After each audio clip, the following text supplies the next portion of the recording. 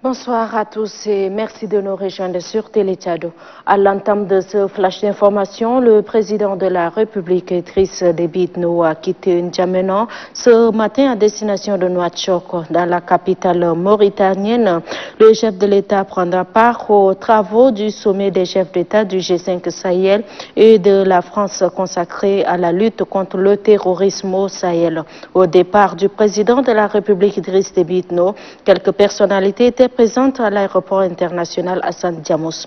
Il s'agit notamment du ministre d'État, ministre conseiller à la présidence de la République, Dr Nouradine Deloua Kassiré Koumakoui, du ministre d'État, ministre secrétaire général de la présidence de la République, Aljebe Païmé Debe, quelques membres du gouvernement et ceux du cabinet de la présidence et le maire de la ville de N'Djamena. À la ceinture, la directrice générale adjointe de la communication, Aïcha Khalil Bilal. En diplomatie, un nouvel accord de siège entre la République du Tchad et le gouvernement de la Banque mondiale a été signé hier après-midi au ministère des Affaires étrangères.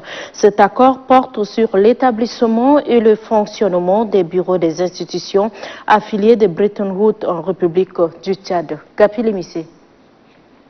Après son installation au Tchad, le groupe de la Banque mondiale a actualisé ce lundi 29 juin l'accord de siège qui le lie au gouvernement de la République du Tchad. Ainsi, le groupe de la Banque mondiale, constitué de la Banque internationale pour la reconstruction et le développement, l'Association internationale de développement, la Société financière internationale IFC et l'Agence multilatérale de garantie des investissements pourront de ce fait établir et faire fonctionner leur bureau en République du Tchad. La signature de cet accord permettra surtout le rétablissement du bureau de la Société financière internationale IFC à N'Djamena, disposant d'un personnel permanent sur le terrain. La Société financière internationale va s'engager plus étroitement avec les partenaires des secteurs publics et privés au Tchad en vue de soutenir la création des marchés et de mieux répondre aux opportunités et aux défis qui se présentent sur le marché dans le contexte Covid-19 et post-Covid-19. Le ministre des Affaires étrangères, Chérif Mamadzen, signataire au nom du gouvernement tchadien, a salué l'aboutissement heureux de la démarche conjointe engagée il y a quelques mois. Le groupe de la Banque mondiale, représenté par François Nankonogo, représentant résident de la Banque mondiale au Tchad, très satisfait, a souligné que le nouvel accord est une évolution dans le dialogue entre le gouvernement et ses partenaires, et cet accord va davantage matérialiser les opérations sur le terrain des institutions affiliées pour le développement de ces beaux pays, le Tchad. En fin d'émission, le représentant résident de la Banque mondiale, François Nankonogo, a profité de l'occasion pour remercier le gouvernement tchadien pour la qualité de la collaboration avec son institution durant tout son séjour au Tchad. Le nouveau préfet de Kouba-Oulanga dans la province du Borkou est installé officiellement hier dans ses nouvelles fonctions. C'est le gouverneur de la dite province, Ahmad Kardayo, qui a présidé personnellement la cérémonie. Dido Adoum Hakim. C'était au cours d'une cérémonie officielle organisée que M. Issara Souni Sougoudou fut installé dans ses nouvelles fonctions à la tête du département de Kouba-Olanga. Ahmad Kardayo Hissène, gouverneur de la province du Borkou, dans son mot d'installation, a félicité le nouveau préfet pour sa nomination à la tête de ce département. Saisissant cette opportunité, le premier magistrat de la province du Borkou a souligné que la gestion d'un groupe humain n'est pas chose facile.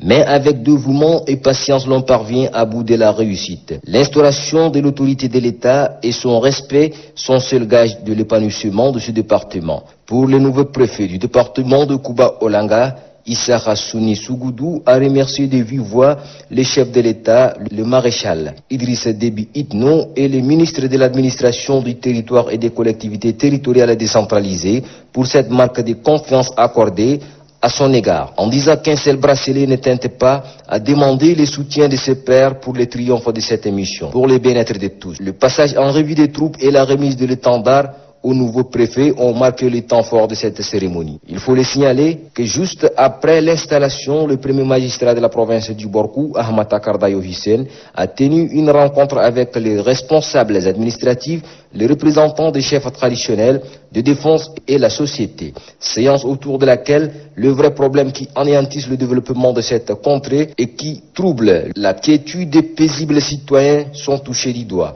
et a demandé aux autorités compétentes de prendre leurs responsabilités.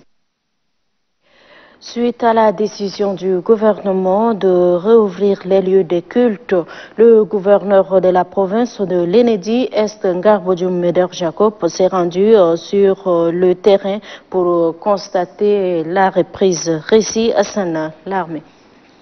Après plus de 3 mois de fermeture, les édifices de culte rouvrent leurs portes.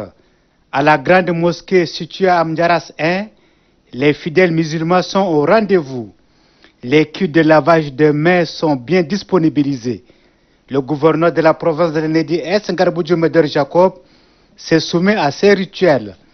À l'intérieur, la distanciation physique est bien respectée. Dans son sermon, l'imam de la grande mosquée Fadoul Mahamad a dit sa reconnaissance à Dieu et aux autorités qui ont permis la réouverture des lieux de culte. Le gouverneur de la province de l'Enedi, Est Ngarbodjoum Meder Jacob, le sultan du Darbilia Siddiq Timan Debi Idno et le président du Conseil supérieur des affaires islamiques Adam Abdallah Moussa ont appelé les fidèles au respect des mesures barrières. Dans les églises, l'ambiance est similaire à celle des mosquées. À l'assemblée chrétienne d'Amdiaras, tous les fidèles passent par les dispositifs de lavage de mains. À l'intérieur, ce moment de retrouvailles est une occasion de louer Dieu pour sa protection contre le coronavirus. Le port de masque demeure une évidence. L'église n'est pas du reste. Les dispositions nécessaires sont prises dans le cadre du respect des mesures barrières. Ici encore, on a dit merci à Dieu pour sa miséricorde. 3 présumés braconniers ont été présentés à la presse hier au commandement de garde forestière et faunique. Ces présumés braconniers ont été arrêtés au poste de contrôle forestier de Walia avec les carcasses des viandes des animaux sauvages et quelques varans vivant saisis aux mains des braconniers. C'est le commandant de garde forestière et faunique, colonel Hamid Hissène Itno, qui a présidé la cérémonie. Chose vue et entendue avec Youssouf Abdraman Aligat. Ces 3 présumés braconniers, dont une femme, sont tombés dans la maille des filets au poste de contrôle forestier de Walia. Ces individus ont été appréhendés par la garde forestière et faunique en flagrant délit avec les carcasses des animaux communément appelées la viande de brousse et quelques varans vivants. Pour le commandant de la garde forestière et faunique, sans la vigilance des agents de la garde forestière et faunique, ces braconniers acheminent ces carcasses de viande sur les différents marchés de Yamena pour la consommation. C'est suite à un contrôle que nos éléments ils ont appréhendé ces délinquants-là avec des viandes de brousse. Vous savez que ce sont des viandes des animaux sauvages. Ces animaux, eux, sont empoisonnés, surtout les varans là. Ils sont devenus faibles et certains, ceux-là, ce sont des oiseaux et certains, ce sont des mammifères comme les antilopes et entre autres. Ces gens-là, ils veulent l'amener à N'Djamena pour faire croire à la population ndjamenoise que ce sont des viandes de bœuf ou bien de chameau. Parce que beaucoup dans nos foyers, nous on ne connaît pas certains de ces viandes-là. Ce sont des viandes qui sont empoisonnées parce que ces braconniers, ils empoisonnent les mares et les marigots. Le 3e substitut du procureur de la République a souligné que ces braconniers seront traduits en justice et répondront de leurs actes. Il est de notre devoir de mettre ces 3 personnes à la disposition de la police judiciaire qui maintenant va les auditionner sur procès verbal d'enquête préliminaire.